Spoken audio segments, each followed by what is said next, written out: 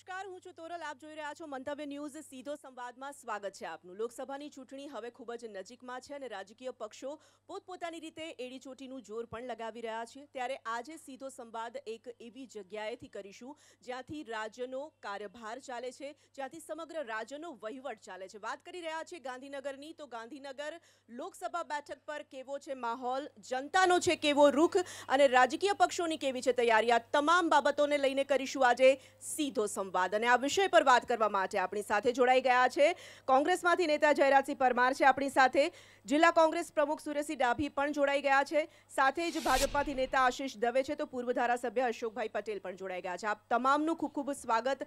સૌથી પહેલો સવાલ આપને જ પૂછવા માંગીશ. ગાંધીનગર લોકસભા બેઠક આમ તો તમારા માટે સિક્યોર માનવામાં આવતી બેઠક કહી શકાય, છતાં પણ કેવી તૈયારીઓ? દેશની જ્યારે ચૂંટણી લડાતી હોય છે ત્યારે ચૂંટણી લડવા માટે દેશના 2-3 મુદ્દાઓ ખાસ હોય છે. એક, દેશના લોકો સ્થિર શાસન ઈચ્છે છે, દિશાસૂચક શાસન ઈચ્છે છે અને વિકાસશીલ શાસન ઈચ્છે છે. એના પરિણામ સ્વરૂપ 2014માં નરેન્દ્રભાઈના નેતૃત્વવાળી ભારતીય જનતા પાર્ટીને આ દેશના લોકોએ આશીર્વાદ આપ્યા અને 2014થી 2019 સુધી આ દેશના લોકોએ એક સ્થિર સરકારના અનુભવ કર્યા. સ્થિર સરકારના અનુભવમાં તમને તાજેતરનું જ ગયા મહિનાનું એક ઉદાહરણ આપું તો માર્ચ 2019માં, એટલે 1 માર્ચથી 31 માર્ચ સુધી જ્યારે દેશમાં 1-2 મહિનામાં ચૂંટણી આવવાની હોય એવા સમયે 32,000 કરોડ રૂપિયાનું ફોરેન ડાયરેક્ટ ઇન્વેસ્ટમેન્ટ આ દેશમાં રોકાણ થયું. એ સૂચવે છે કે આ દેશનો મતદાતા અને સમગ્ર વિશ્વને ખબર છે કે આ દેશનું એક વિકાસશીલ જ્યારે શાસક છે તો એ સત્તાનું પુનરાવર્તન થવાનું છે, એનો પહેલો પાયો. બીજા નંબરમાં આ દેશમાં એ સ્પેસ ક્ષેત્રે હોય, એ સંરક્ષણ ક્ષેત્રે હોય તો પણ આપણે ચોક્કસ પ્રમાણમાં અને દેશના લોકોની ઈચ્છા મુજબના આપણે પગલાં લઈ શક્યા છે. આપણે આપણા દેશ વિરોધી તાકાતોને એમની જ ભાષામાં જવાબ આપવા માટે આપણે આપણી આર્મીને સ્થળ, સમય અને પોતાની રીતે પોતાનો દાવ નક્કી કરવાની છૂટ આપી અને એના પરિણામે આજે દેશનો દરેક હિન્દુસ્તાની એક ગૌરવ અનુભવે છે. સાથે સાથે દેશમાં વિકાસની વાતમાં પણ જે 1989થી 2014 સુધી આ દેશમાં 25 વર્ષ સુધી એક જબરદસ્તીવાળી સરકાર, એટલે મારે સરકારમાં રહેવું છે, તારે રહેવું છે, આપણે એકબીજાના સમાધાનો કરીએ એમ પ્રમાણે ખીચડો સરકાર બની અને આ ખીચડો સરકારમાં 2004થી 2014 સુધી મારે વિપક્ષમાં હોવા છતાં પણ એમને કહેવું પડે કે આ દેશના વડાપ્રધાન મનમોહનસિંહ એક અર્થશાસ્ત્રી હોવા છતાં પણ એમને એમના સાથી પક્ષો અને એમની પાછળથી જે રિમોટથી સરકાર ચલાવતા હતા રાહુલ ગાંધી અને સોનિયા ગાંધી, એમના કારણે આ દેશમાં અનેક પ્રકારના એક ભૂગર્ભથી માંડીને આકાશ સુધીના અનેક કૌભાંડો થયા કે જે કૌભાંડોની સંખ્યા આપણે કૌભાંડો અને ભ્રષ્ટાચારની વાત પર પણ આપણે આગળ આવીશું, પરંતુ ખાસ કરીને જે રીતે વાતની શરૂઆત આપણે કરી છે કારણ કે ચૂંટણી હવે નજીકમાં છે, અહીંયાથી લાલકૃષ્ણ અડવાણી ઘણા વર્ષો સુધી જીતતા આવ્યા અને હવે અમિત શાહને તમે મેદાનમાં ઉતાર્યા છે. કયા કારણો, કયા સમીકરણો કામ કરશે આ વખતે અહીંયા? અત્યાર સુધી આ સીટ ઉપર અમારા પાર્ટીના સર્વા એવા અડવાણીજી પાર્ટીનું મૂભી એવા અત્યાર સુધી આ સીટ ઉપર લડતા હતા અને એની લીડ પણ તમે જુઓ તો જનતાએ ખૂબ પ્યાર અને પ્રેમ આપ્યો છે. અને અડવાણીજીને જ્યાં સુધી એમની સાથે મને પણ 5 વર્ષ કામ કરવાનો મોકો મળ્યો હતો, તો જ્યારે પણ નાની નાની મિટિંગ હોય તો એમાં નાનું જોઈને પણ પ્રજા સુધી કેમ આના લાભો પહોંચે એવી હંમેશ માટે ચિંતા કરતા. અમિતભાઈનો સવાલ છે તો અમિતભાઈ એ આ ગાંધીનગર જિલ્લાના માણસાના વતની છે અને અમદાવાદમાં રહી બૂથ લેવલથી કામ ચાલુ કરી અને ઓલ ઇન્ડિયા ભારતીય જનતા પાર્ટીના પ્રમુખ સુધીની જવાબદારી એમને નિભાવી છે. એ પોતિકા છે, અહીંના છે, એમના માટે અમે બૂથ સુધી ખૂબ સરસ મજાનું આયોજન, લોકોના પ્રજાના કામો અને લોકોની શક્તિ, લોકોના સાથે રહી અને પ્રજા ગાંધીનગર લોકસભાના બધા જ વિસ્તારમાં પ્રજાના સહકારથી સુંદર મજાનું આયોજન, અમિતભાઈની લીડ 23 તારીખે મતદાન પછી આમાંથી કોઈ દેખાશે નહીં. ચલો ઠીક છે. એટલે જે રીતે આશાવાદ વ્યક્ત કરવામાં આવી રહ્યો છે, કહી રહ્યા છે કે લીડ આવવાની છે, કોંગ્રેસના કોઈ દેખાવાના નથી. કોંગ્રેસ ને ખાસ કરીને ગાંધીનગર જીતવા માટે ખૂબ પ્રયાસો કરવા પડશે, કારણ કે ઘણા સમયથી એવું થતું આવ્યું છે કે અહીંયાથી ભારતીય જનતા પાર્ટી ચૂંટાય છે. ભારતીય જનતા પાર્ટી ચૂંટાતી હવે એ ભૂતકાળ થઈ જવાનો છે. ભાઈ મિત્રએ કીધું એ 2014ની લોકસભાની ચૂંટણીનું પરિણામ અને 2017ની વિધાનસભાની ચૂંટણીનું પરિણામ, એ પરિણામમાં 2 લાખ વોટનો ગાળો પડ્યો છે. 2 લાખ વોટ ઘટ્યા છે એમના. એટલે કોંગ્રેસની જે સીટ છે લોકસભાની, એમાં ગાંધીનગર ઉત્તર, કલોલ, વેજલપુર, દહેગામ ક્યાં, સાણંદ, એ બધી 4 સીટોમાંથી જોરદાર કામગીરી થવાની છે. કોંગ્રેસ પાર્ટીએ બૂથ મેનેજમેન્ટ જે એમણે કીધું અમારી કામગીરી ક્યારની પૂરી થઈ ગઈ છે અને અમારા ઉમેદવાર છે, એમના ઉમેદવાર એમણે કીધું સાચી વાત માણસાના છે. અમારા પણ ગાંધીનગરના સ્થાનિક ઉમેદવાર છે, ધારાસભ્ય રહેલા છે અને એ 90,000 વોટથી જીતવાના છે. એટલે આંકડો પણ આપી દેવામાં આવે છે, 90,000 વોટથી જીતવામાં આવશે. જરાસી ખાસ કરીને અમિત શાહ, તેમની સામે સીજે ચાવડાને પસંદ કરવામાં આવ્યા, જે નામ જાહેર કરવામાં આવ્યું. ધારાસભ્ય છે, તેઓ ચાલુ ધારાસભ્ય છે અને હવે સંસદ સભા લડાવવાની આખી વાત છે. કેવી તૈયારીઓ અને કઈ રણનીતિ? સૌપ્રથમ તો અહીંયા આશીષભાઈએ જે વાત કરી કે અમે સ્થિર સરકાર આપી છે, કોંગ્રેસની એક પણ કેન્દ્ર સરકાર આજ સુધી પડી નથી. જે અસ્થિર સરકારો આપી એ તમે આપી છે. 89માં તમારી સરકાર પડી હતી, 77માં તમારી સરકાર પડી હતી. કોંગ્રેસની આજ સુધી એક પણ સરકાર અસ્થિર થઈ નથી અને અસ્થિરતા તમારા થકી જ થાય છે. કોંગ્રેસને તો એ પ્રશ્ન રહેતો નથી. હવે વાત આવી અમિતભાઈ શાહની, મારા પરમ મિત્ર, મારા ભાઈ છે અશોકભાઈ, એવું કહેતા હતા કે અમિતભાઈ માણસાના છે. હવે આ જોરેથી માણસાના ઊભા કર્યા છે, એનોય વાંધો નથી, પણ માણસામાં જનતાએ ભારતીય જનતા પાર્ટીને નકારી છે, ભૂલી નહીં જતા. સાથે સાથે વડાપ્રધાન પણ જ્યાંથી આવે છે એ વડનગર વિસ્તાર ઊંઝામાં આવે છે, ત્યાં પણ જનતાએ જનાદેશ એમને આપ્યો નથી. એટલે આ દેશના વડાપ્રધાન અને રાષ્ટ્રીય અધ્યક્ષ બંને પોતપોતાના વતનની સીટો ગુમાવી ચૂક્યા છે. ત્યાં કોંગ્રેસને આશીર્વાદ આપ્યા છે જનતાએ. હવે સવાલ આવ્યો ઉમેદવારની વાત કરો તો અમિત શાહ એમના રાષ્ટ્રીય અધ્યક્ષ ખરા, જનતાની દ્રષ્ટિએ આગેવાન ન ગણાય, એટલા માટે કે એમના પક્ષીય જે હોય તે એમને જ્યાં બેસાડવા હોય ત્યાં બેસાડે. જનતાએ એમને એવા રાષ્ટ્રીય નેતા નથી, એમના રાષ્ટ્રીય અધ્યક્ષ છે. પક્ષમાં તો હોઈ શકે, બસપાના અધ્યક્ષ હોય, કોઈ આખા રાષ્ટ્રના નેતા ના પણ હોઈ શકે. એટલે જ્યાં સુધી અમિતભાઈનો સવાલ આવે ત્યાં સુધી એ મોટા ગજાના કહેવું ખોટું કહેવાય, વાસ્તવમાં એ મોટા ગજવાના નેતા છે. એટલે જે વાતો કરવામાં આવે છે, અને બીજું કહું, હવે લેખાજોખાની વાત કરવામાં આવે તો રાજ્ય સરકારના જ્યાં ચૂંટણીઓ હોય ત્યાં હંમેશા સરકાર જ્યારે હોય ત્યારે પોતાની નીતિઓની વાત કરવાની હોય છે. આ સરકાર નીતિઓની વાત કરતી નથી. હમણાં રિમોટ કંટ્રોલની વાત કરતા હતા તો એમને વિજયભાઈ રૂપાણી અને જીતુભાઈ વાઘાણી બે તો સુપર મોસ્ટ રિમોટ છે. બરાબર, એ તો વાત સમજાવો. એ તો ચિઠ્ઠીના ચાકર છે, એમનું ક્યાં ચાલે છે? અને ચૂંટણી ભારતમાં છે અને વાત પાકિસ્તાનની કરે છે. તમે વિચાર તો કરો, એમની પાસે મુદ્દા નથી, એમની પાસે કરેલા કામોનું કોઈ ભાથું નથી. એટલે માત્ર ને માત્ર ચૂંટણી આવી એટલે બસ બોલ બચ્ચન ફક્ત સભાઓમાં મોટા મોટા ભાષણો કરવાના, જૂઠાણા ફેલાવાના, લોકોની નીતિઓની વાત કરવાની નહીં. અને બીજું કહું, તમે 5 વર્ષમાં શું સિદ્ધિ કરી એ તો બતાવો.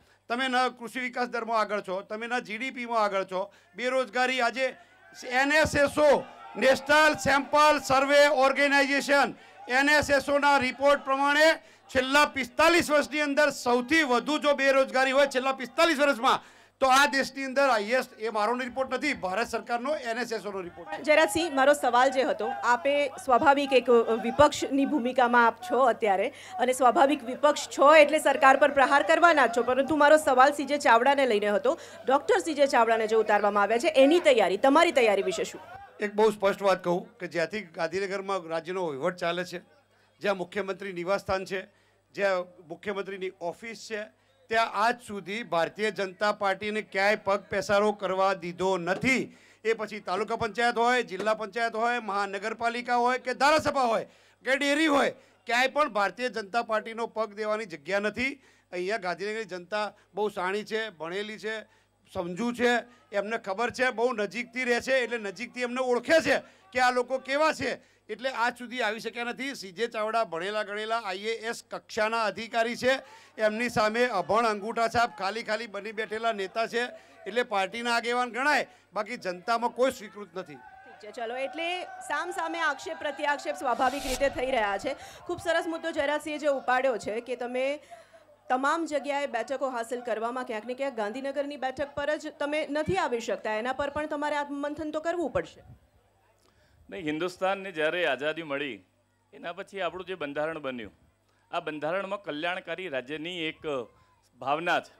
આ કલ્યાણકારી રાજ્યની ભાવના હોવાથી ભાઈ, અને એના પછી મેં જે રિમોટવાળી વાત કરી, મારે મારા મિત્ર જયરાજસિંહને યાદ દેવડાવવું છે કે મનમોહનસિંહની સરકારે એક સુધારો કર્યો હતો, અને એ સુધારાને રાહુલ ગાંધીએ એક જાહેર સભામાં એ સુધારાને એમને ફાડી નાખ્યો હતો, અને એ સરકારે રદ કરવો પડ્યો હતો. એના પછી બીજી વાત મારે કહેવું છે કે કલ્યાણકારી યોજનાની જ્યારે વાતો હોય ત્યારે એ બંધારણમાં જે કંઈ સ્થાનિક અને ખાસ કરીને આજે જ્યારે હિન્દુસ્તાનના લોકોની વાત હોય તો આજે હિન્દુસ્તાનના હિન્દુ નવવર્ષ ચૈત્રી નવરાત્રિની પણ મા શક્તિની આરાધના કરીને આ દેશના લોકોએ જે સરકાર બનાવી એ કલ્યાણકારી રાજ્યની વિભાવના સાથે એમણે વિશ્વની સૌથી મોટી આયુષ્યમાન ભારત યોજના આપી કે જેને આજે પણ આ દેશના લોકો મોદી કેરથી ઓળખીને 50 કરોડ કરતાં વધુ પરિવારોએ એનો લાભ પણ લેવાનું ચાલુ કર્યું છે. બીજું, આઝાદી પછી 55 વર્ષ સુધી જેમણે શાસન કર્યું, એમણે આ દેશના પરિવારોને રહેવા માટે છત નહોતી, એ છત આપવાનું કામ પણ એ મુખ્યમંત્રી આવાસ યોજના હોય કે પ્રધાનમંત્રી આવાસ યોજના હોય, નરેન્દ્રભાઈ મોદીના નેતૃત્વવાળી સરકારે કર્યું છે. આ દેશના ગરીબ પરિવારો, ગામડામાં વસતા પરિવારોની માતાઓ બહેનો પોતાના રસોડામાં ચૂલો ફૂંકતી હતી. આ કોંગ્રેસના 2-4 પરિવારો આજે સુખી થયા છે, પણ એ માતાઓ બહેનોને ચૂલો ફૂંકવામાંથી મુક્તિ આપવાનું કામ ઉજ્જવલા યોજના નીચે નરેન્દ્રભાઈ તમે ટૂંકમાં એક મિનિટ તમે બિલકુલ પૂરતો સમય આપીશું. મારે તમને જે સવાલ પૂછવો છે, તમે પહેલા તો એ સવાલના જવાબ પર નથી આવ્યા. તમે તમારી યોજનાઓને ઉપલબ્ધિ જણાવી રહ્યા છો, અને જે રીતે ઉપલબ્ધિ જણાવી રહ્યા છો એ રીતે તમે એવું કહેવા માંગો છો કે આ 5 વર્ષમાં તમામ યોજનાઓ છે તે સફળ થઈ અને લોકો સુધી પહોંચી છે, કોઈ કામ બાકી નથી રહ્યા? નહીં, કામો ચોક્કસપણે બાકી હોઈ શકે, પણ એ કામો કરવાની શરૂઆત અને કામોના પરિણામો જનતા સુધી પહોંચવાની શરૂઆત થઈ છે. મને કહેતા દુઃખ થાય છે કે આઝાદી પછી જેણે 55 વર્ષ સુધી આ દેશમાં રાજ કર્યું એ દેશના છેલ્લા ગામડા સુધી વીજળી પણ નહોતું પહોંચાડી શક્યું. એ વીજળી પહોંચાડવાનું કામ પણ ભારતીય જનતા પાર્ટીની સરકાર કર્યું છે.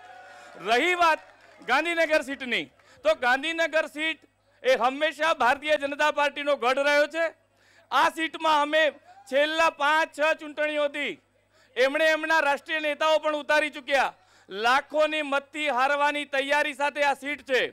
દુઃખ સાથે કહેવું પડે કે સીજે ચાવડા કોંગ્રેસના આદરણીય નેતા જ, પણ ઘણા બધા દિવસો સુધી કોંગ્રેસે નેતાની શોધ કરી, છેલ્લે કોઈ ના મળ્યું એટલે સીજે ચાવડા જેવડા સરળ માણસને અહીંયા હોળીનું નારિયેળ બનાવી દીધું.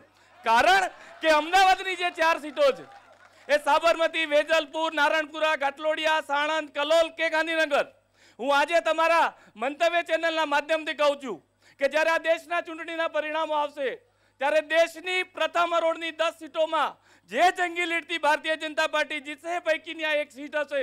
અને એ દિવસે આ કોંગ્રેસના મિત્રો પણ કબૂલ છે કે ભાઈ આ તો અમારી હતી જ નહીં.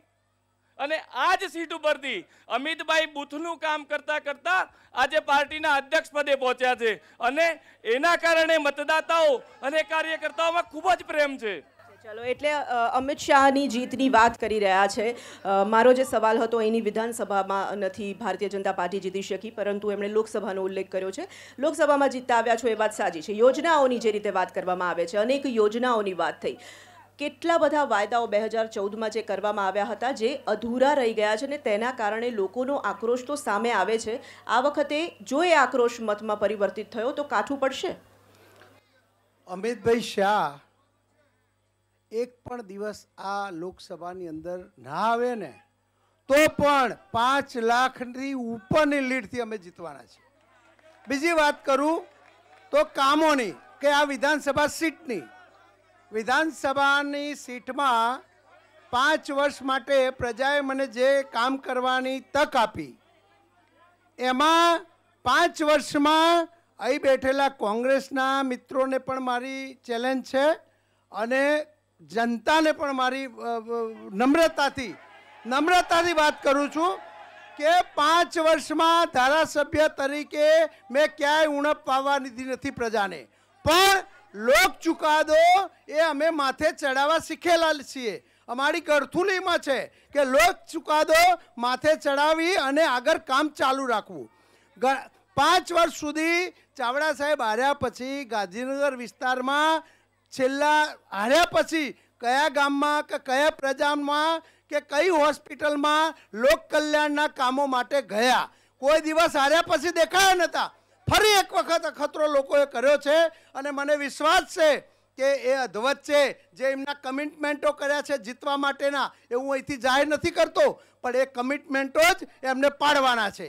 બીજી વાત મિત્રો કરું, તમે ચાવડા સાહેબ હાર્યા એ કઈ વાતનો ઉલ્લેખ કરી રહ્યા છો? ચાવડા સાહેબ ગાંધીનગરમાંથી ભૂતકાળમાં હારીને જ ગયા હતા. અત્યારે હાલ તો જીત્યા છે ને. પછી કોઈ દિવસ આ વિસ્તારમાં દેખાયા નથી.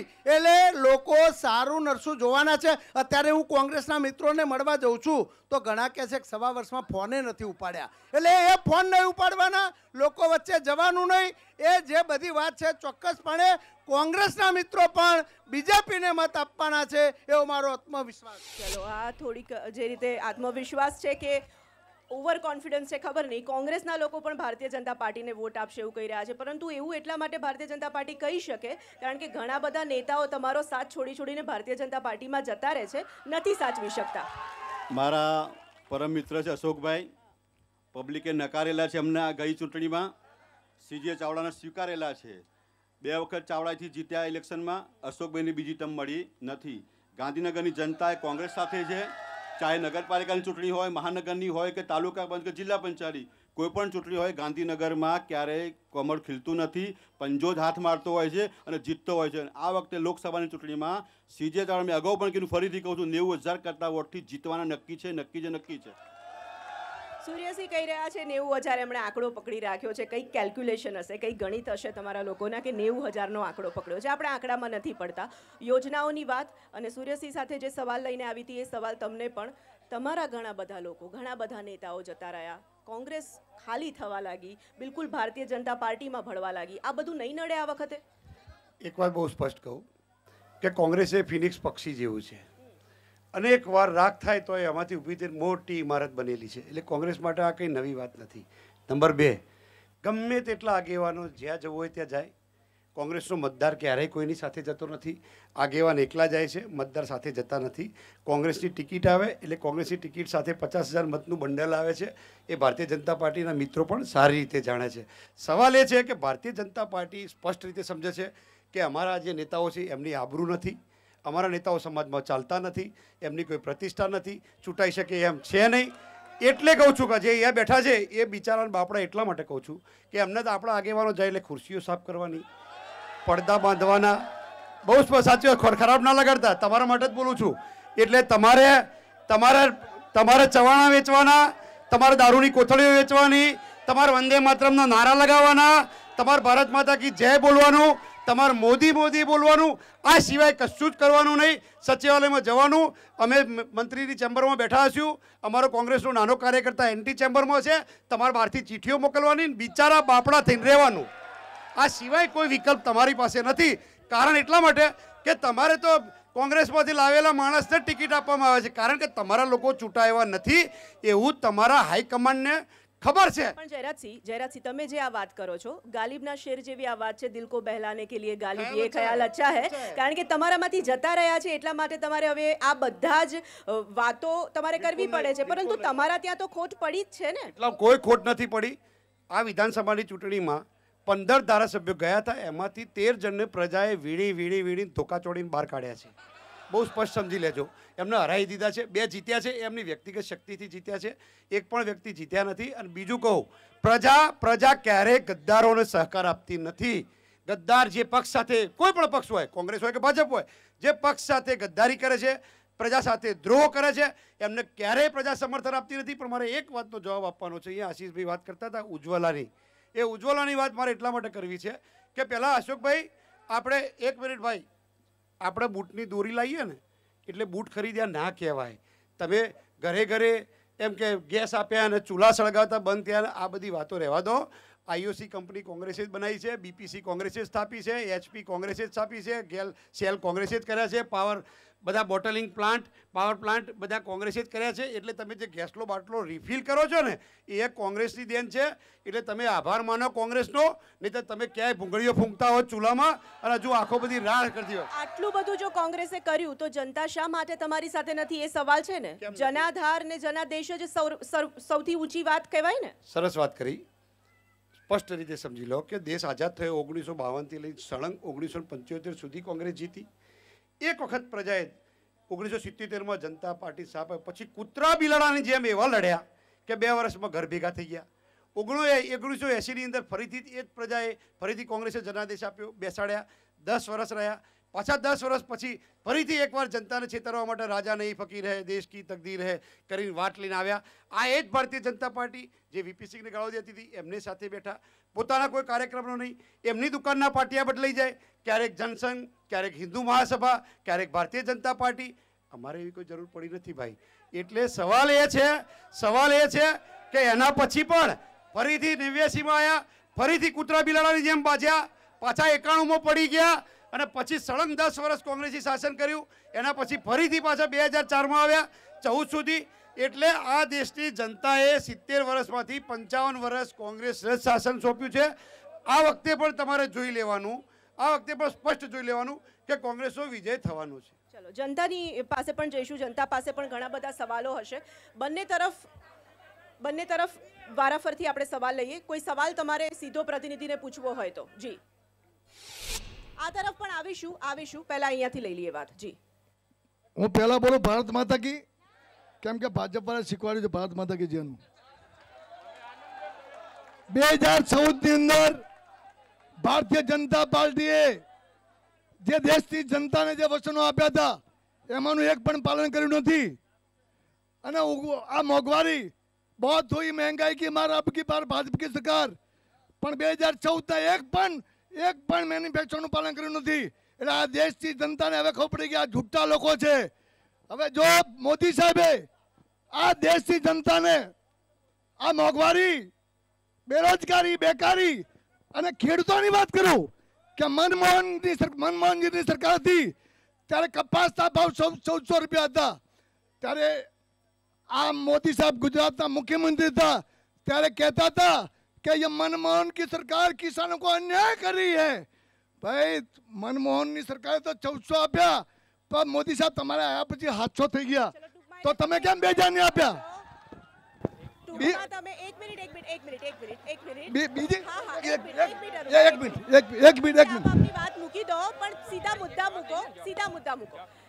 આ તરફ આવીએ પહેલા જવાબ લઈ લઈએ. એક મિનિટ જવાબ લઈ લઈએ. તેમણે મેનિફેસ્ટોનો ઉલ્લેખ કર્યો. મારે ખાસ એ સવાલ અહીંયા એટલા માટે પૂછવો પડે છે કે અનેક વાયદાઓ જે કર્યા હતા એ વાયદાઓ પૂરા નથી થયા, તેવો જનતાનો આક્રોશ છે. કોંગ્રેસના લોકોએ તો મેનિફેસ્ટો જાહેર પણ કરી દીધો, તમે તો એ પણ નથી કરી રહ્યા. શા માટે? જનતાનો આક્રોશ નથી, કોંગ્રેસનો જ આક્રોશ છે. કારણ કે સત્તા પણ આખરે એ જનતા છે, આ તરફ હોય કે આ તરફ છે, તો જનતાને મુદ્દા ઉપર આવું છું. સૌથી પહેલું તો કોંગ્રેસે 2014નો જે મોંઘવારીની વાત કરે છે, તો મારે અહીંયા બેઠેલા બધાને પૂછવું છે કે 2014માં મગનો ભાવ હોય, તુવરનો ભાવ હોય, ઘઉંનો ભાવ હોય ને અત્યારનો ભાવ, આ બંનેની કમ્પેર કરશો તો આપોઆપ થશે કે મોદી સરકારે કામ કર્યું છે. બીજી વાત છે રોજગારીની. તો નરેન્દ્રભાઈ મોદીની સરકારે મેડ ઇન ઇન્ડિયા ને મેક ઇન ઇન્ડિયામાં એ સ્કિલ યોજના હોય કે સ્ટાર્ટઅપ યોજના હોય એ અંતર્ગત એને કન્વર્ટ કર્યું. અમે રોજગારી આપવાની સાથે સાથે યુવાનોને પોતે રોજગાર આપતા કર્યા. મુદ્રા યોજના નીચે કરોડો રૂપિયાની લોન કોઈ પણ જાતના ગેરંટર વગર આ દેશના યુવાનને આપવાનું કામ કર્યું હોય તો નરેન્દ્રભાઈ મોદીની સરકારે કર્યું છે. અને એના કારણે આજે પણ એ યુવાનો પોતાનો પરિવારની સાથે બીજા 20, 25, 30 જણને રોજગારી આપે છે. રહી વાત ખેડૂતોની, કોંગ્રેસમાં મનમોહનસિંહની સરકાર હોય કે હમણાં જ 3 રાજ્યોમાં કોંગ્રેસે લોલીપોપ આપીને એ મધ્યપ્રદેશ, રાજસ્થાન કે છત્તીસગઢમાં આજે પણ એ રાજ્યની જનતાને પૂછી આવો કે એક રાજ્યના ખેડૂતોના દેવા માફ નથી થયા. અમે ખેડૂતોના દેવા માફ કરવાના બદલે ખેડૂતો આર્થિક રીતે સદ્ધર થાય, ખેડૂતોની આવક બમણી થાય એ માટે MSP આપવાનું કામ કર્યું હોય. વચને સુકીમ દરિદ્રતા એ કોંગ્રેસની તાસીર છે. અમે ખેડૂતને એના પાકના પહેલા એના ખાતામાં 2000 રૂપિયા આપવાનું કામ કર્યું. ત્યારે પણ કોંગ્રેસની પ્રજા વિરોધી, ખેડૂતી વિરોધી સરકારની જે રાજ્ય સરકારો છે, એ પંજાબ હોય કે બીજા રાજ્યો, એમણે ખેડૂતોના ઓકડા પણ નથી આપ્યા. અને આ બધા પાપના કારણે આ બધું હમણાં જયરાજસિંહભાઈએ કહ્યું કે દેશમાં જે કંઈ થયું એ કોંગ્રેસે કર્યું. હું કહું છું કે અમારી સરકારે જે કંઈ કર્યું એ પબ્લિકના આશીર્વાદથી, પબ્લિકના કારણે થયું. તમે કહી રહ્યા છો, એક મિનિટ, તમે કહી રહ્યા છો ખેડૂતો માટે સરકારે ઘણી બધી યોજનાઓ લાવ્યા છે, ઘણા બધા કામ કર્યા, તો જે ઠેર ઠેર ખેડૂતોના આંદોલનો થાય છે એ શું છે? ખેડૂતોનો જે આક્રોશ સામે આવે છે એ શું છે? આજે જ તમે જો જાણ્યું હશે, કદાચ ચૂંટણીની વ્યસ્તતામાં નહીં જાણી શક્યા હો, પરંતુ એક ગામમાં એક ખેડૂતે આત્મહત્યા કરી છે. આટલા બધા આત્મહત્યા કરવા પર મજબૂર થાય છે ખેડૂતો, તો સરકારની ઉપલબ્ધિ છે આ? કોઈ પણ વ્યક્તિ આત્મહત્યા કરે એ સારી બાબત નથી. હું આપના ચેનલના માધ્યમથી પણ એ દરેક લોકોને અપીલ કરું છું. પણ આત્મહત્યા કરવા પાછળનું કારણ માત્ર ને માત્ર એની આવકનું ના હોઈ શકે. આત્મહત્યા કરવા પાછળના અનેક કારણો હોઈ શકે. બીજી વાત રહી કોંગ્રેસની. કોંગ્રેસે ગુજરાતમાં પણ છેલ્લા 3.5 વર્ષથી અને દેશમાં પણ જ્ઞાતિને એકબીજા સાથે લડાવીને દેશના ભાગલા કરવાની એની જે માનસિકતા છે કે ભાગલા પાડો ને રાજ કરો, એ કારણે એમણે અલગ અલગ કોમને એકબીજા સાથે લડાવવાનું કામ કર્યું છે. એનો તમને તાજેતરનો ઉદાહરણ કે જ્યારે ચૂંટણી આવે છે ત્યારે કોંગ્રેસના નેતાઓ મંદિરમાં જાય છે, ને અમને આનંદ છે કે અમે કોંગ્રેસના નેતાઓને મંદિરમાં જતા કર્યા. પણ એ જે પ્રજાના વિશ્વાસની વાત કરે છે, તો અમેઠીમાંથી હાર પાડીને જે વાયનાડમાં ગયા, ત્યાં તમે કયા ધંધા જોયા? એ આ દેશના લોકોએ આજે વડોદરાથી વારાણસી ગયા હતા, એ પણ યાદ રાખવું જોઈએ. જયરાજસિંહ, મારે બ્રેક લેવો છે, પરંતુ એ પહેલા આ જે વાત છે એના પર આપણે આવી જઈએ. જે રીતે કહેવામાં આવી રહ્યું છે, વાયનાડની બહુ ચર્ચા થઈ રહી છે. અમેઠી જેવી બેઠક છોડીને જવા પાછળનું શું કારણ હોઈ શકે? ખેડૂતોનો પણ એક સવાલ છે, એનો પણ જવાબ લઈશું. હવે ભારતીય જનતા પાર્ટીના બે મોઢાની વાતો કરે છે. અહીંયા નરેન્દ્રભાઈ વડોદરા છોડી અને વારાણસી કેમ ગયા હતા, એ બીન ગયા હતા, તો એ એમને પૂછવું પડશે ને. એટલે આવી કોઈ વાહિયાત વાતો કરવાથી પોતાની પ્રતિષ્ઠા જોખમાય. આવી વાહિયાત વાતો ના ચાલે એટલા માટે કે એ વખતે તો એવું કહેતા હતા કે ઉત્તર પ્રદેશમાં મોજું આવે, ઉત્તર પ્રદેશમાં કરંટ આવે એટલે ગયા છે. તો રાહુલ ગાંધી પણ એટલે જ ગયા હોય ને. બીજું કહી દો, કાન ખોલીને સાંભળી લેજો. આ તમારે જે મંત્રી બનાવીને બેસાડે છે ને સ્મૃતિબેન ઈરાનીને, એ જિંદગીમાં કોઈ ચૂંટણી ગ્રામ પંચાયતની જીત્યા નથી અને મંત્રી થઈને બેસી ગયા છે ભાઈ. એટલે મહેરબાની કરો, આ બધી વાતો રહેવા દો. 5 લાખ મતોથી અમેઠીમાં હારવાનો છો. આજે નહીં, અચ્છા ભલા બધા કેટલાય ઊંધા પડી ગયા. કદી ત્યાં અમેઠીમાં 5 લાખથી ઓછી લીડ આવી નથી. અને તમે વાતો કરો છો ને મંદિરની, તો મંદિરની તો તમને કહું, તમે બધા હજુ તો બહુ ઘણા બધા ટૂંકા પડો. 1980માં તો તમારો જન્મ થયો છે. આ અંબાજી મંદિરની શરૂઆત જ ઇન્દિરા ગાંધી અંબાજી મંદિર કરતા હતા. એના પછી સોમનાથ મંદિર, એનો જીર્ણોદ્ધાર જવાહરલાલ નહેરુ એમની કનૈયાલાલ મુનશીની આગેવાનીમાં થયો છે. એટલે તમારે તો અભ્યાસ કરવાની જરૂર છે. ચોપડીઓ વાંચો અને પછી આવો. એટલા માટે હું વ્યક્તિગત વાત નથી કરતો, પણ ઇતિહાસ ખોટો ના ચિત્રો. અને તમારો કોઈ ઠેકો તમારો ઈજારો નથી ભાઈ. એ તમને કહેવા માટે જ આ તમને તમારા પેટમાં કેમ તેલ રેડાય છે એ સવાલ છે. તો જનતાની વચ્ચે ફરી એક વખત જવું છે, પરંતુ એક નાનકડા બ્રેક માટે આપણે રોકાવું પડશે. બ્રેક બાદ આખરે ગાંધીનગરની જનતા શું ઈચ્છી રહી છે જનપ્રતિનિધિઓ પાસેથી જાણીશું એક બ્રેક બાદ.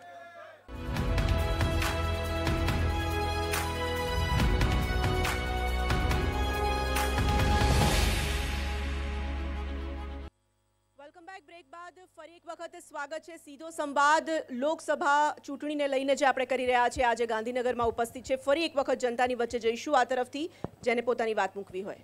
સીધો સવાલ. મારા કોંગ્રેસના મિત્ર જયરાજસિંહને મારે કહેવું છે કે હમણાં જ એમણે કહ્યું કે દેશ આઝાદ થઈને 70 વર્ષ થયા, એમાં 55 વર્ષ કોંગ્રેસે રાજ કર્યું, બરાબર. હવે અત્યારે આ અમારી 2014ની નરેન્દ્રભાઈ મોદીની સરકારે પ્રજાને જે બેઝિક જરૂરિયાત છે, ઘર, ગેસ અને શૌચાલય, ઘર, ગેસ ને શૌચાલય 70 વર્ષે આજે લોકોને આપવા પડે છે. અમારે એ દેશ માટે એક દુર્ભાગ્યપૂર્ણ ઘટના છે. બીજું, આવાસ યોજનાના લાભાર્થીઓ હમણાં જ્યાં પહેલી લાઈનમાં બેઠા હતા, એટલે બધા જ પ્રજાજનોએ લાભ લીધો જ છે. આનો બધાને ઘર મળ્યા જ છે. અને જે બાકી છે 2022 સુધીમાં અમારા પ્રધાનમંત્રીનું વચન છે કે બધાને ઘર ભેગા, અમે બધાને ઘરમાં પોતાનું પાકું મકાન હોય એવી અમે વ્યવસ્થા કરીશું. બીજી વાત અમિતભાઈ શાહની અમને કરી. હું એમને કહું કે અમિતભાઈ શાહ અત્યાર સુધીમાં નાની મોટી સહકારીથી ગણીને રાજકીય 42 ચૂંટણીઓ લડ્યા છે અને 42 જીત્યા છે. અને 43મી ડંકાની ચોટ ઉપર અમે ચલો, ઠીક જીતીશું. છે, બહુ ઠીક છે, ઐતિહાસિક લીડથી જીતીશું. આનો થોડો સાઉન્ડ વધારો. જરાસી જે સવાલ એમણે પૂછ્યો છે એ સવાલના જવાબ સીધો તમને સવાલ છે એટલા માટે તમારી પાસેથી જવાબ લેવો છે, પરંતુ સવાલમાં તથ્ય એટલા માટે લાગે છે કે આટલા બધા વર્ષો થઈ ગયા, આટલા બધા વર્ષો શાસન કર્યું, શૌચાલય જેવી વ્યવસ્થા પણ ન કરી શક્યા? એટલા માટે કે એમને હજી પ્રાથમિકતા ખબર નથી. અમારા મિત્રએ જે પ્રશ્ન પૂછ્યો એમને પ્રાથમિકતા જ ખબર નથી. આ દેશ આઝાદ થયો ત્યારે ટાંકણી આ દેશમાં બનતી નહોતી. હમણાં મોદી સાહેબ એવું ભાષણ કરતા હતા, કોંગ્રેસે ખાડા પાડ્યા છે તો અંગ્રેજોએ 200 વર્ષ રાજ કર્યું છે તો અંગ્રેજોએ કેટલા ખાડા પાડ્યા છે એ તમને ખબર છે ખરી? એટલે જે સોનાની ચીડિયા કહેવાતો હતો જે દેશ, એ દેશને સાવ ફોલી ખાધો હતો અંગ્રેજોએ. એના પછી કોંગ્રેસના શાસન આવ્યું હતું હાથમાં. એના પછી સૌથી પહેલી જરૂરિયાત હતી પ્રાથમિક શાળાઓ, તો પ્રાથમિક શાળાઓ કરી, પાણીની વ્યવસ્થા કરી, નદીઓ ઉપર ડેમ બનાવ્યા, હાઈસ્કૂલો ખોલી, કોલેજો ખોલી, એના પછી ખાતરના કારખાના કર્યા, સિંચાઈની યોજનાઓ કરી, પંચવર્ષીય યોજનાઓ કરી. તમને તો જોર નથી આવ્યું લ્યા, ખાલી તમે તો કલર કર્યા છે, પાયા તો અમે ખોદેલા છે. તમારે તો બહુ 100 વર્ષ થશે. ખાલી મને એક મિનિટ તક આપજો. તમે જે વાત કરો છો તમે નહીં, આ દેશની અંદર તમામ IIM, IITથી લઈને NIDથી લઈને national school of drama, national defence એકેડેમીથી લઈને તમામ વસ્તુઓ કોંગ્રેસે જ કરી છે. તમામ રેલવે સ્ટેશનો, તમામ એરપોર્ટ સ્ટેશનો, તમામ રેડિયો સ્ટેશનો આ બધા કોંગ્રેસના સમયમાં જ થયા છે. તમે તો ખાલી આવીને મન કી વાત કરીને તમારી દુકાનો ચલાવી છે, તમે કંઈ કર્યું નથી. એટલે તમે કહેવાનો અધિકાર છે. ને વાત રહી હવે ઘરની, તો ઘરની વાત કહો. તમે તમારી એક યોજના બોલો, ખાલી એક યોજના. હું બોલું ગુજરાત હાઉસિંગ બોર્ડ કોંગ્રેસના સમયમાં આખો સોલા રોડ કોંગ્રેસના સમયમાં થયો છે. ગ્રામ નિર્માણ બોર્ડ, પોલીસ આવાસ બોર્ડ, આ તમામ આવાસ તમે તો ઉપરથી વેચી ખાધા. તમે તો સાવ પૂરું કરી દીધું. આ દેશની અંદર તમે કહું અડધું અમદાવાદ છે ને હાઉસિંગ બોર્ડમાં રહે છે. 15,000 17,000 રૂપિયામાં મકાનો આપ્યા છે, જેની કિંમત આજે 1-1 કરોડ રૂપિયા છે. એટલે ભૂલી ના જતા. એટલે હાઉસિંગની સવાલ આવે, માત્ર હાઉસિંગ નહીં, તમામ શિક્ષણના કાર્યક્રમો, રસીકરણના કાર્યક્રમો, એ PHC હોય, CHC હોય, સિવિલ હોસ્પિટલો હોય, તમામ છે. તમામ એક જગ્યાએ રસીકરણના કાર્યક્રમો. તમે કહો છો ને મેલેરિયાથી લઈને પોલિયો સુધી એનો દેશવટો કોંગ્રેસના સમયમાં આપ્યો છે. અને તમે તો PHC ખલાસ કરી નાખ્યું, CHC ખલાસ કરી નાખ્યા, સિવિલ હોસ્પિટલો પતાવી દીધી અને તમારા મળતિયાઓને ભાગીદારીમાં કમાવાનો ધંધો ખોલ્યો છે. ખબર છે? આ તરફથી સવાલ, આ તરફથી એક સવાલ લઈ લઈએ પછી આ તરફ આવીશું. જી, સત્તામાં એમ છતાં હું કોંગ્રેસના જયરાજસિંહભાઈને પણ અંગત રીતે વિનંતી કરીશ કે અમારી રજૂઆત ત્યાં સુધી પહોંચાડે. સાહેબ સવાલ. અત્યાર સુધીમાં બોર્ડ નિગમના કોઈ પણ અમારા જે લાભ મળતા હતા એ એક સાથે જ્યારે સરકારના પરિપત્રો બહાર પડતા નાણાં વિભાગમાંથી ત્યારે એક સાથે કરતા હતા. છેલ્લા 22 વર્ષથી જ્યારથી ભાજપની સરકાર આવી છે ત્યારે બોર્ડ નિગમને અલગ અને સરકારને અલગ એવું ઓરમાયું વર્તન ચાલુ કર્યું છે. 2002 એક મિનિટ અરુણભાઈ, એક મિનિટ જી. 2005 થી પેન્શનની સ્કીમ બંધ કરી છે.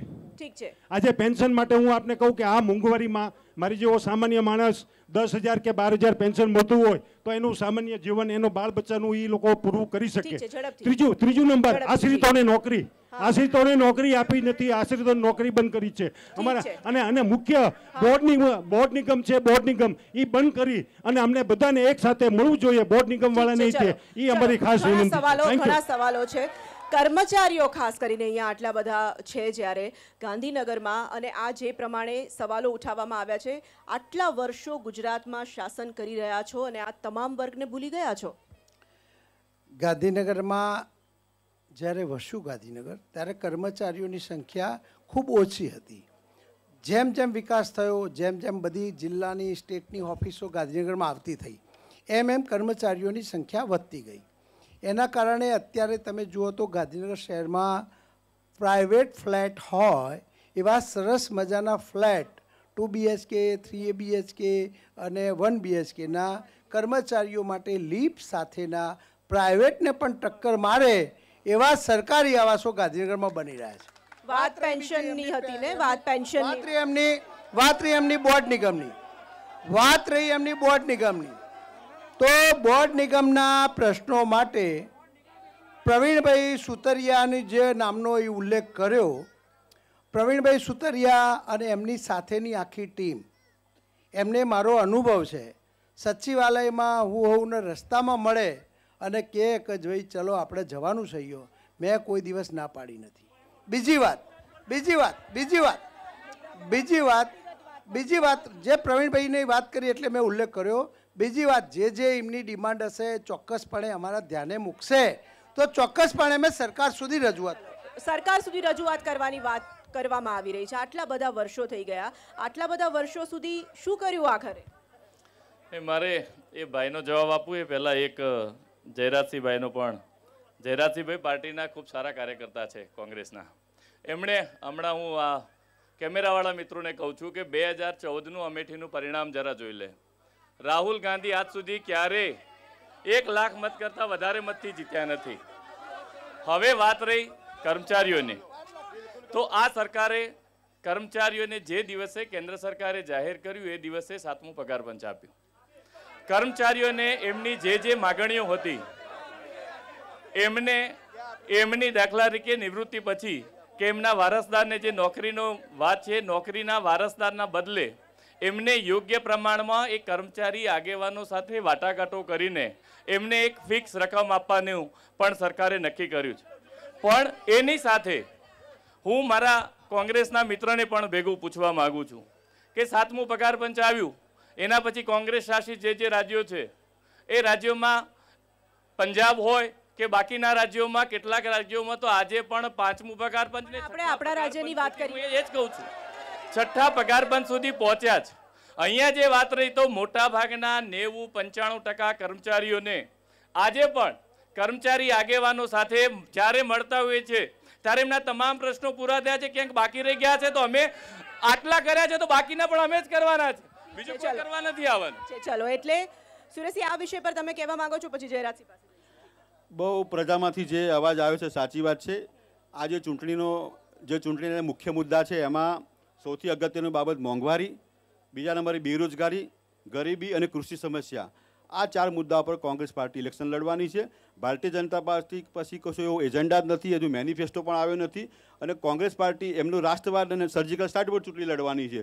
અમારે સર્જિકલ સ્ટ્રાઇક ગરીબી પર કરવાની છે. રાહુલ ગાંધી જે યોજના, ન્યૂનતમ આ યોજના જે ન્યાય જાહેર કરી છે એ સર્જિકલ સ્ટ્રાઇક ગરીબી ઉપર કરી કહેવાય. અને એ સંદર્ભે કોંગ્રેસ પાર્ટી નવા મુદ્દાઓ સાથે બેરોજગારીનો, કૃષિનો, સમસ્યાઓનો અને રોજગારી અને આ મુદ્દા પર કોંગ્રેસ પાર્ટી ચૂંટણી લડવા જઈ રહી છે અને કોંગ્રેસ જીતવાની નક્કી છે આ બાબત ઉપર. સૌથી પહેલી વાત એ કહું કે ભારતીય જનતા પાર્ટીની આખી લોકસભાની ચૂંટણીમાં 3જા રાઉન્ડની ટિકિટો પણ વેચાઈ ગઈ છે.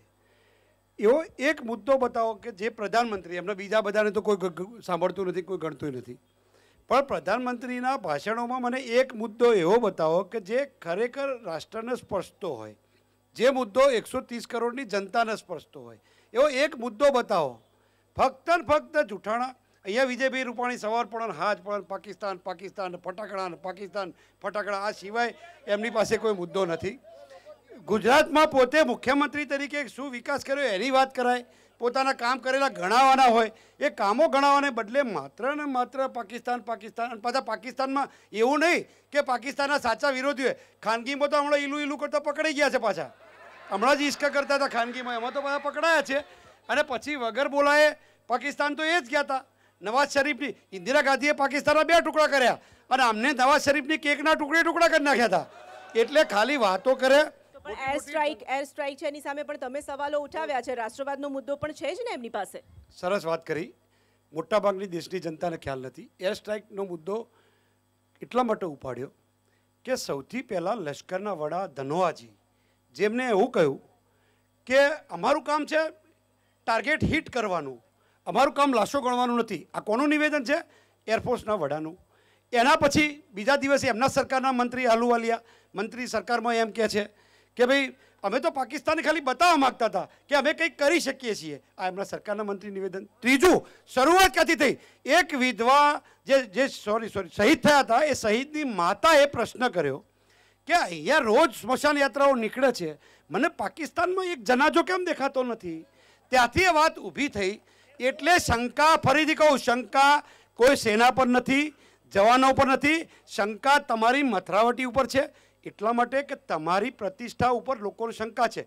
તમારી ડિગ્રી ઉપર શંકા, તમારું વિવાહિત સ્ટેટસ ઉપર શંકા, તમારી મગરની નકલી સ્ટોરી ઊભી કરેલી બાલ નરેન્દ્રની એના ઉપર શંકા. તો તમારી બધી વાતો ઉપર શંકા છે. તમારા એન્કાઉન્ટર ઉપર શંકા. તો તમે એવા તો કેવા કાર્યક્રમો કરો છો કે બધા ઉપર શંકા પડે. એટલે પ્રજાને તમારી વાત ઉપર વિશ્વાસ નથી, તમારી મથરાવટી મેલી છે એટલે શંકા કરી છે, એટલે એર સ્ટ્રાઇક પર શંકા છે. સેના ઉપર નહીં, તમારી મનસા ઉપર શંકા છે. મનસાની ઉપર શંકા છે. આ તરફથી સવાલ લઈએ, પછી આવીએ તમારી પાસે. જી, કોંગ્રેસ પાર્ટી ખૂબ જ ઇતિહાસ સર્જશે અને ખૂબ જ મતથી જીતશે એ વખતે એ હું કહેવા માંગુ છું. કેમ કે જે સામે ભારતીય જનતા પાર્ટીના ઉમેદવાર છે તેમણે જે પ્રધાનમંત્રીએ કહ્યું હતું કે વિદેશોમાં ખૂબ જ કાળું નાણું છે અને અમે લાવીને 15 લાખ બધાના ખાતામાં જમા કરાવીશું, પણ આ જે ઉમેદવાર જે ભાજપના છે અહીંયા એમણે મીડિયામાં કહ્યું હતું કે આ તો બધા જુમલા છે, ચૂના હોય એટલે આવું અમારે કહેવું પડે. એટલે આ ગાંધીનગરની જનતા એમની પર વિશ્વાસ નહીં કરે. બીજી વાત કે જ્યારે લોકોને અહીંયા નોટબંધી કરીને લાઇનમાં ઊભા રાખ્યા ત્યારે આ જ ઉમેદવારને સંલગ્ન જે બેંક છે એમાં 750 કરોડ 3 દિવસમાં જે ત્યાંથી ઉપડી ગયા તે અત્યારે લોકો અત્યારે પૂછી રહ્યા છીએ. ઠીક છે. અનેક આ તરફ આવીશું. હવે તમારી તરફ આવું છું. જે સવાલ ઉઠાવવામાં આવ્યો છે, અનેક વાયદાઓ ફરી વખત એ જ વાત આવીને ઊભી રહે છે, કારણ કે જનતા તો આખરે 5 વર્ષ પૂરા થાય એટલે હિસાબ માંગવાની છે. જુમલાની સરકાર બનીને રહી ગઈ એવો જે આક્ષેપ છે, શું જવાબ છે એનો?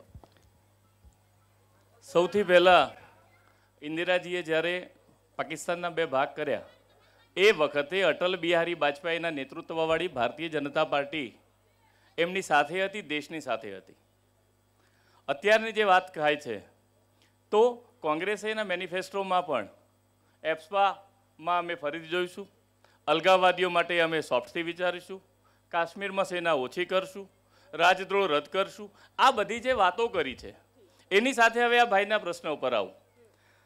આઝાદી પછી આઝાદીના લડવૈયાઓએ જે સ્વપ્ન જોયા હતા એ સ્વપ્નમાં જે પાર્ટીની સરકાર હતી એ પાર્ટીની સરકારે જે કામો કર્યા, કેટલાક વ્યક્તિ પરિવારોના કામો કર્યા, એ સિવાયની પ્રજાની જે આકાંક્ષાઓ હતી એ પૂરી ના થતા, જેમ કે કોઈ એક માનવ બોડી હોય, એ માનવ બોડીમાં કોઈ રોગ થાય તો એ રોગનું નિરાકરણ કરવું પડે. આ દેશનું જે કાળું નાણું હતું, આ દેશમાં જે કેટલાક પરિવારો પાસે આખા ગામ ભરાય કે બંગલા ભરાય એટલા જે રૂપિયા હતા, એના માટે નરેન્દ્રભાઈ મોદીની સરકારે હિંમત ભર્યું ડીમોનેટાઇઝેશન અને કેશલેસ ઇન્ડિયાનું જે કામ કર્યું એના પરિણામો આપણે આંબો વાવીએ તો એક દિવસમાં ના આવે. કોંગ્રેસે 55 વર્ષ સુધી રાજ કર્યું. આજે સમગ્ર વિશ્વમાં ભારતીય અર્થતંત્ર પ્રગતિ કરે છે, ભારતીય ધંધા રોજગારની વિશ્વસનીયતા વધી છે, વિશ્વમાં ભારત એક બ્રાન્ડ બન્યું છે. એનું કારણ નરેન્દ્રભાઈ મોદીની વિદેશ નીતિ અને દેશમાં એમણે કરેલા કામો છે. એની સાથે મારે બીજું કહેવું છે કે આપણે બધા ઇતિહાસમાં ભણતા હતા કે રાજા રામમોહન રાય કોઈ અપીલ કરીને સમગ્ર દેશે સ્વીકારી. આઝાદી પછી દેશમાં એક એવો નેતા થયો કે લાલ બહાદુર શાસ્ત્રીએ દેશના નાગરિકોને અપીલ કરી કે ભાઈ અત્યારે ચોખાની જે તંગી છે કે જે કારણો ઊભા થયા છે એના કારણે આપણે એક વખત ચોખા ખાઈશું અને આ દેશે સ્વીકાર્યું. આઝાદી પછી 70 વર્ષમાં લાલ બહાદુર શાસ્ત્રી પછી નરેન્દ્રભાઈ મોદીએ અપીલ કરી કે જે લોકો સુખી છે એ પોતાની સબસિડી છોડે. અને મને કહેતા આનંદ થાય છે કે દેશના કરોડો લોકોએ પોતાની સબસિડી જતી કરી.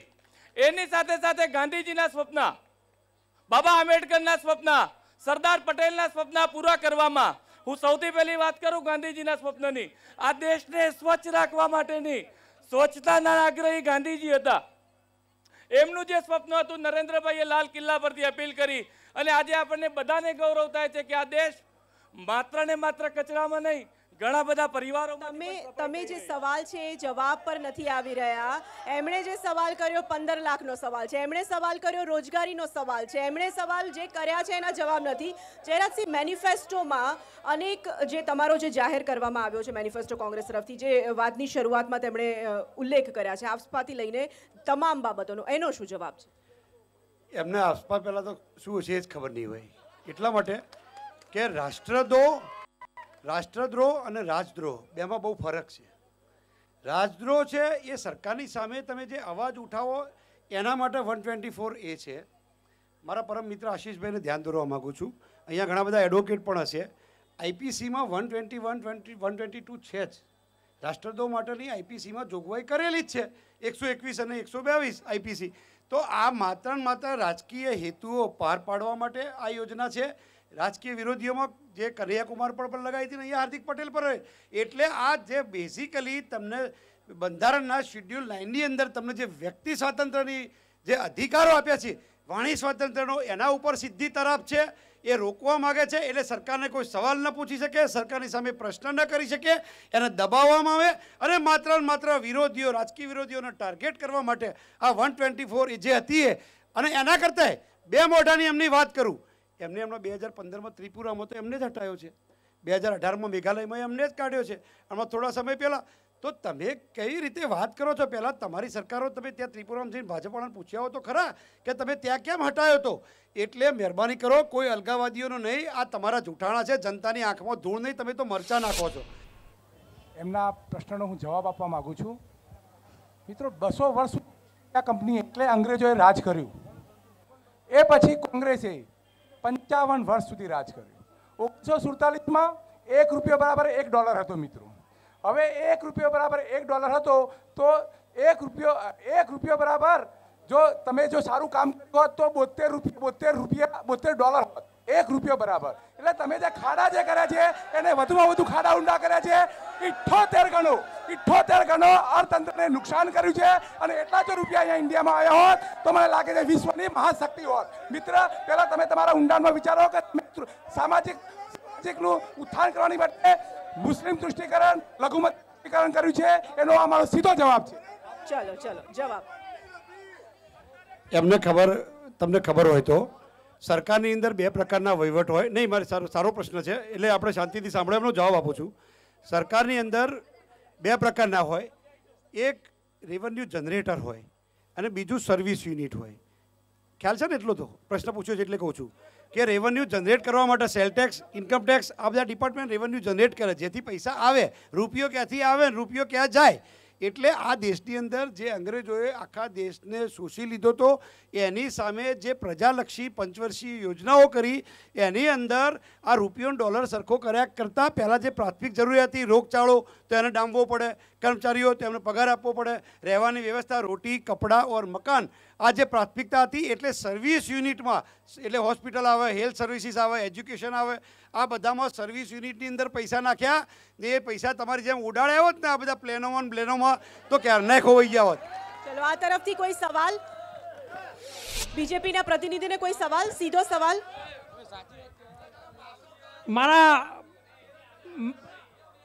મારા આશીષભાઈને કહેવું છે, અને આપણા એક હમણાં એમના મિસિસને હમણાં પેલા મેયરમાં બનાવવા માટે જે થયું હમણાં, એ મિત્રને કહેવું છે, એ કહેવું છે કે 60 વર્ષમાં તમે શું કર્યું? જયરાજભાઈએ કોંગ્રેસની સિદ્ધિઓ ગણાવી, તમે આ જે ડિબેટ સાંભળી રહ્યા છો મંતવ્યના સ્ટેજ ઉપરથી, એ પણ એક કોંગ્રેસની દેન છે, સમજી લો.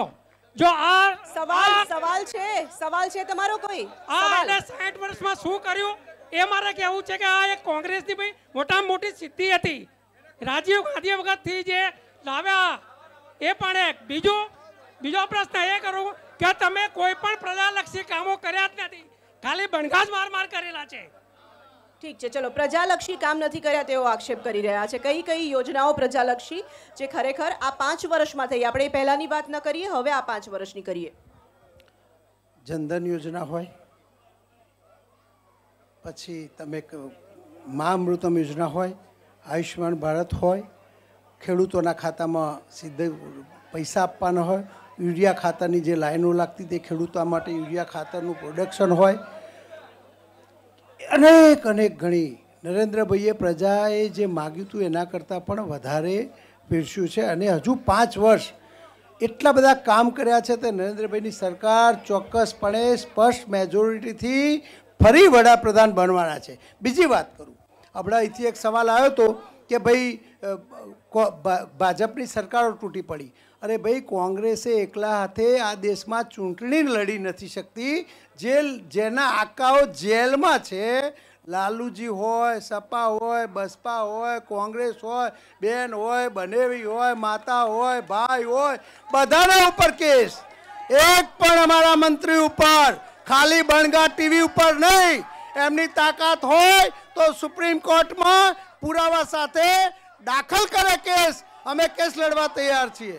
ખોટા બણગા મારી અને પ્રજાને ગેરમાર્ગે દોરે છે. બીજી વાત કરું, એમના મસ્યાભાઈએ 3 દિવસ પહેલા ફારૂકજીએ જમ્મુ કાશ્મીરમાં એવું કીધું કે જમ્મુ અને કાશ્મીર ભારતથી જુદું રાષ્ટ્ર બનાવીશું, એના રાષ્ટ્રપતિ જુદા બનાવીશું, વડાપ્રધાન જુદા બનાવીશું. આ કોંગ્રેસના લોકો એનો જવાબ આપે કે એ ફારૂક સાથે છે કે કોંગ્રેસનો અંદરનો એજન્ડા બીજો છે. આ મારો સીધો સવાલ. સવાલ જો રાષ્ટ્રીય થશે, આપણે જમ્મુ કાશ્મીર સુધી જઈશું તો પછી વાત રામ મંદિરની પણ આવશે. જે ઉદાહરણ, સૌથી પહેલી મહત્વની વાત તમે કહ્યું હતું, રામ મંદિરની વાત કરી હતી. ક્યાં ગયું રામ મંદિર? ભગવાન રામ તો આ વખતે સાવ ભૂલાઈ ગયા છે. ચોક્કસપણે ભગવાન રામ અમારી આસ્થાનું કેન્દ્ર અને મંદિર અમે જ બનાવશું.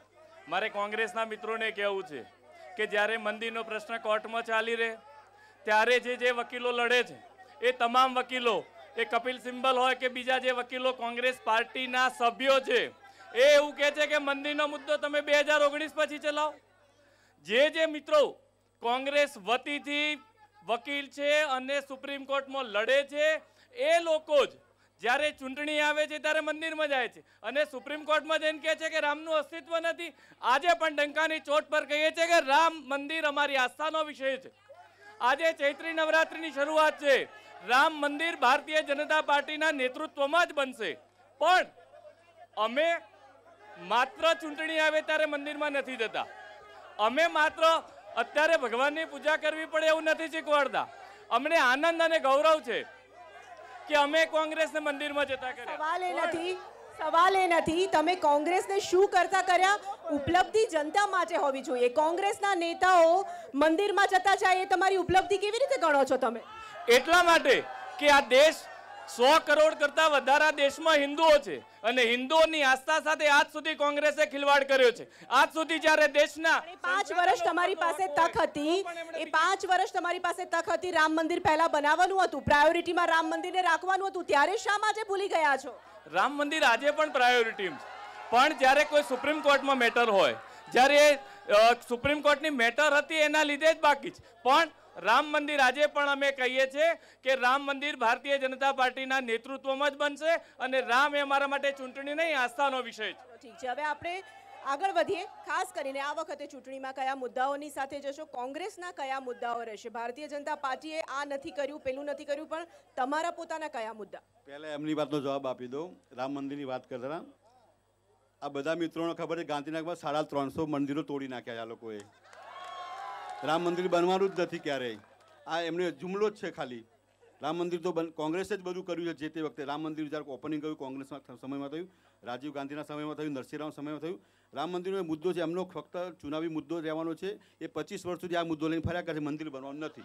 25 વર્ષ એ લોકો રહેશે એવું માનો છો? અચ્છા, ચાલો ઠીક છે. રામ મંદિરને લઈને ખૂબ ઝડપથી, કારણ કે આપણે કાર્યક્રમના સમાપન તરફ જવું છે, મારે ખાસ કરીને આ વખતે એક મિનિટ એ વાતની સાથે એક નાનકડો સવાલ ઉમેરી દઉં. 2019માં કયા મુદ્દાઓ સાથે જવાના છો અને શું વિચારો સાથે આ વખતે ચૂંટણી જંગમાં ઝંપલાવશો? એમને મંદિરના નામે મને ટેગ કર્યો એટલે વાત કરું છું કે ડુંગરા દૂરથી રળિયામણા હોય, તમે નજીકથી જુઓ એટલે ખબર પડે કે તો પથરા છે. એમાં સૌથી પહેલાં જો અયોધ્યામાં તો કોંગ્રેસ જીતી છે, દ્વારકા મંદિર જોઈ લો તો કોંગ્રેસ જીતી છે, સોમનાથ મંદિર જોઈ લો તો કોંગ્રેસ જીતી છે, અંબાજીમાં દાતા સીટ તો કોંગ્રેસ જીતી છે. તમે એક ગુજરાતનું એવું મોટું મંદિર બતાવો 1 થી 10 અક્ષરધામ સહિત કે જ્યાં સૌથી મોટા મંદિરો છે ત્યાં કોંગ્રેસ જ જીતી છે. કારણ કે તમે રોજ જાઓ છો ને નજીકથી ઓળખી ગયા છે. સવાલ એ છે. હવે મેનિફેસ્ટોની વાત રહી, થોડું ઊંચું મેનિફેસ્ટોની વાત રહી તો અગત્યની બાબત એ છે કે અમે તો મેનિફેસ્ટો બહાર પાડીએ છીએ, તમે તો સંકલ્પ પત્રો બહાર પાડો છો. સંકલ્પ પત્રો એટલે અમે વિચાર્યું છે, અમે કલ્પના કરી છે અને બધું 2022-2032 બજેટ જ્યારે અત્યાર સુધી પાડો 2022માં આમ 2022માં આમ. એટલે ભાઈ અત્યારની તો વાત કરો, અત્યારે તમે શું કરી રહ્યા છો એની તો વાત કરો. બધી કલ્પનાઓ શું કામ બતાવો છો? જે આવે 2022 એટલે તમારી પાસે કોઈ એજન્ડા નથી. એમને પૂછો, એમને ખાલી એટલું પૂછો કે તમારો રોડ મેપ બતાવો, વિકાસનો રોડ મેપ તો નથી. એટલા માટે કે એમની પાસે ખર્ચા કરવા સિવાય કાંઈ કાંઈ છે નહીં. કેવું ફક્ત યોજના મૂકવાની, નરેન્દ્રભાઈ સપનું આવે એટલે ઉદ્ઘાટન, પછી વિચાર આવે એટલે ઉદ્ઘાટન, સૈદ્ધાંતિક મંજૂરી આવે એટલે ઉદ્ઘાટન. અમારે ત્યાં એક પુલના 2 શેડોનું ઉદ્ઘાટન કર્યું, 2 શેડા. આ શેડાનું ઉદ્ઘાટન કર્યું અને પુલના આ શેડાનું ઉદ્ઘાટન કર્યું. પાછા નવરા પડે એટલે ત્રીજી વાર કલર કરીને ઉદ્ઘાટન કરે. આ સિવાય કોઈ ધંધો કર્યો નથી. 2019માં કયા મુદ્દાઓની સાથે આ વખતે ચૂંટણીમાં જવાના છો? 2014 થી 2019 સુધી નરેન્દ્રભાઈ મોદી સાહેબના નેતૃત્વવાળી સરકારે એ ગરીબો માટેના કામ હોય, મધ્યમ વર્ગ માટેના કામ હોય, બહેનો માટે, યુવાનો માટે, કિસાનો માટે, એમ સમાજના તમામ વર્ગો માટે જે કામો કર્યા છે, એ યુવાનોને રોજગારી આપવાનું કામ હોય, શિક્ષણનું કામ હોય, મુદ્રા યોજના થકી યુવાનોને લોન આપવાનું કામ હોય, ગરીબ માતા બહેનોને ગેસ પહોંચાડવાનું કામ હોય, આ દેશને વૈશ્વિક સ્તરે આગળ લઈ જવાનું કામ હોય. હું વચમાં એક નાનકડી વાત કરું કે હમણાં વિશ્વ યોગા દિવસ જે યુનોમાં મંજૂરી મળી, વૈશ્વિક કક્ષાએ દેશ ક્યાં આગળ જાય છે જોવા માટે યુનોમાં 190 દેશો છે. જ્યારે વિશ્વ યોગા દિવસને યુનોએ મંજૂરી આપી ત્યારે 190માંથી 172 દેશોએ એને સમર્થન આપ્યું. એટલે વૈશ્વિક રીતે ભારતને સત્તા તરીકે અને વિશ્વ સામે ભારત એક મજબૂત રીતે ઊભું રહે. ભારતના દુશ્મનો અને ભારતમાં રહેલા જયચંદો એ ભારતની તાકાતથી ડરે. આ બધા કામો અમે કર્યા છે અને બધા કામો અમે કરતા રહીશું. એ વિકાસના એજન્ડા સાથે અમે 2019 ફરીથી જનતાના આશીર્વાદથી જીતવાના છે ને જીતવાના છે. એક સવાલ ખૂબ જ ઝડપથી, સમય ઓછો છે.